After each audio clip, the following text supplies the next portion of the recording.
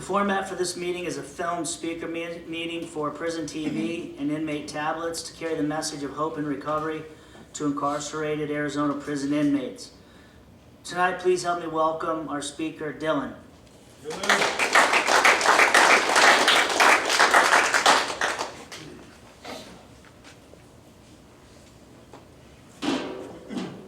Hello everybody, my name is Dylan and I'm an addict. Dylan.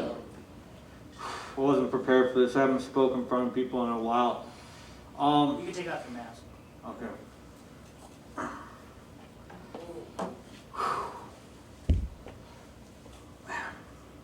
I'm 90 days sober. I just graduated Destiny Sober Living.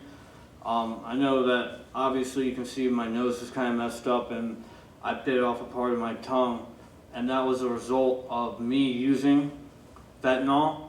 I don't know if any of you guys in here have experience with that. Anybody? Anybody overdose on it?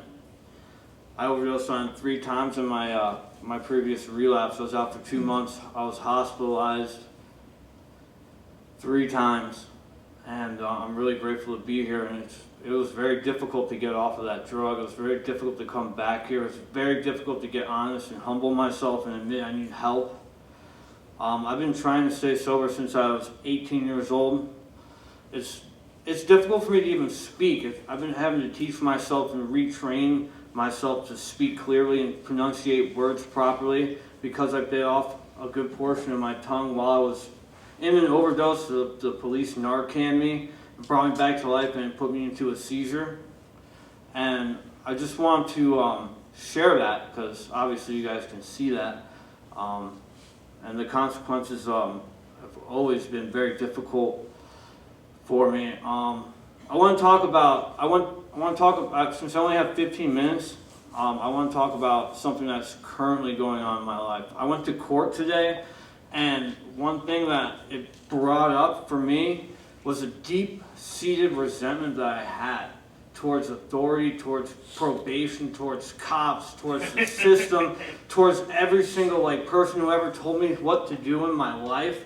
I do not like being told what to do, and my first reaction is to say, screw you, I'm going to do what I want to do. Screw you, I'm going to get high. Screw you, I want to do what I want to do no matter what the consequences are. And it just came back on me, and I realized that this is a big problem that I have in my life, is being obstinate, and being defiant in situations of authority instead of surrendering and accepting the world as it is in life on life's terms. I just want to fight everyone, and I want to fight everything, and I want to be right all the time, and I don't want to admit that I'm wrong. I think that's a big part of surrendering, is that this says in the preamble that those who do not recover are people who cannot or will not completely give themselves this simple program, and the demanding of rigorous honesty. I mean, this program, the people who make it in this program, my sponsor told me, is the people that get honest. And the demanding of the rigorous honesty. I looked up the word rigorous, and that means like to exert everything you have, to exhaust yourself, to get to the point where you've exhausted everything and you've gotten honest about everything and you've accepted life and your reality and the mistakes that you've made completely. And I'll be the first to tell you that's not an easy thing to do. To swallow the truth about yourself and digest it, and to come to the realization of the self-centeredness of this disease. It says in the big book also that self-centeredness is the root to all of my troubles, and I truly do believe that. I'm grateful. I know this is a Christian program. I am a Christian. I believe in Jesus. I go to church. I believe in all of that, and I've given my life to that, and that is my higher power, and it's really awesome to be here. And I know probably most of you guys are believers, but AA and CMA, it's a spiritual program. You can choose your own conception of God, whatever that might be, and to practice the principles of the steps and to work a program. Let's see how much time I got here.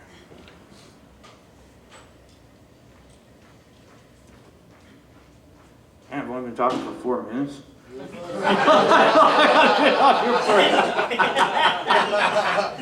Man, I don't even know. I guess I'll just tell you. I've been up here for like an hour, man.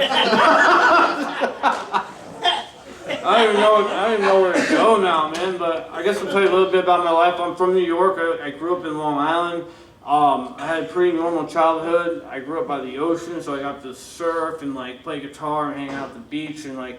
There's none of that in Arizona, so Arizona kind of sucks for that. But I've been trying to escape Arizona, but when you get felony charges, they don't like to let you go. And the task program and all of that, that's always fun to be on, you know.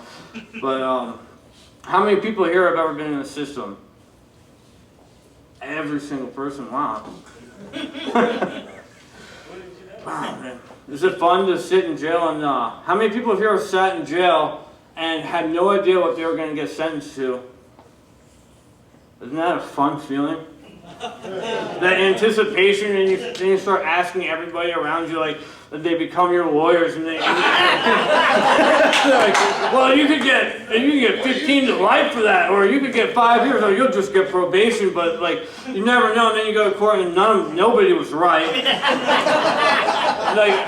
And you'd be like, there was this one time I got this assault charge. It got dropped down to a misdemeanor, but I honestly thought I was looking at like 5 to 10 years in prison. I would get released that day on probation. I was like, oh my God. But like, I've been, like, my whole life I've been put in situations like that because of my drinking and my drug use. Like, I've never ended up in jail sober. How many people here have ever ended up in jail sober? There's one person. But everybody's hands went up because for drug-related offenses or while you're under the influence, right? That's what happens. I mean, the promises, the bad promises of the program is that we don't get help. The reality is we end up in 3 places. Does anybody know what that is? Jails, institutions, or death. Yeah, that's right. Or Salvation Army. Or the Salvation Army. What are you talking about? We do that That's on an Wednesday. institution. That's death. Yeah, there's like a time matrix thing going on right now. That's been 2 minutes. That was 2 minutes, man. I was not expecting to do this, and I'm a little bit nervous, and I'm being filmed, and like, you know. Yeah, you're doing good, brother. Yeah. All right. Cool, man. Thank you guys for the support. And Holy Spirit, God help me too. But you know what? I'm really, really grateful to be alive.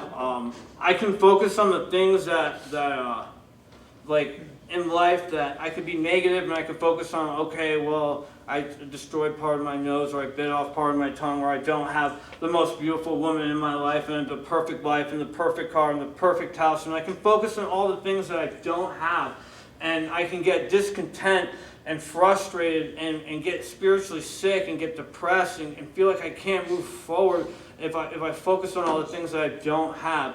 And there's a passage in the big book that's called Acceptance is the Answer. Depending on what version you have, it could be Dr. Alcoholic Addict, but it says acceptance is the answer to my problems today. And whatever I focus on will magnify. So if I focus on the solution, like I have both of my legs, I didn't get attacked by a shark, like things could always be worse. And I should focus on the things that I can be grateful for. I'm grateful for my family. I'm grateful I'm alive. I'm grateful that fentanyl didn't kill me. I'm grateful I didn't lose my mind. I'm grateful I still have faith in a higher power. I'm grateful for my sponsor. I'm grateful for the love of the people in this program that surrounded me when I came back in. And guys, if I can give you guys a suggestion, the most important thing that you can do to ensure your recovery is to build relationships with the men around you, to make a network. If you hear somebody that you relate to, grab their phone number and call them. And actually talk to them. And I know it takes a while to build relationships. Like, I'm terrible at relationships. I'm terrible at being transparent and completely honest with people. It takes me a while, but I can get to that point, and I can and building relationships like that are meaningful and they're real. And I know that's difficult. Does anyone have a hard time with that? It's not easy. It's not easy. That's that big wall I spent my whole life building up so that I can look like super masculine, super strong, super powerful, so nobody can see my weakness. Nobody can see that I have any problems, and then I put that wall up and I don't let anybody in. And that wall puts everybody out, and it also shuts me off from the sunlight of the Spirit, and experiencing God in my life. I don't know how much time I got. It's probably been like 15 seconds. All right, I got 5 minutes left. I know I've been kind of going all over the place or whatever, but I'll just tell you some of the consequences that I've had. I've had 3 DUIs. I've lost my license for over 7 years at one point. I've had to apply for my license multiple times, deal with all the arbitrary nonsense of being on the phone with the DMV in different states, trying to get them to coordinate together. Like, probably spent like 25 to 30 hours alone on the phone trying to get my license back. I had to like write a letter to a judge, and like it was very detailed and like explaining social injustices and financial injustices, and they actually dropped down the breathalyzer period of time and let me off, which was amazing, and that's a miracle. But all the consequences I've had multiple overdoses. I've crashed cars.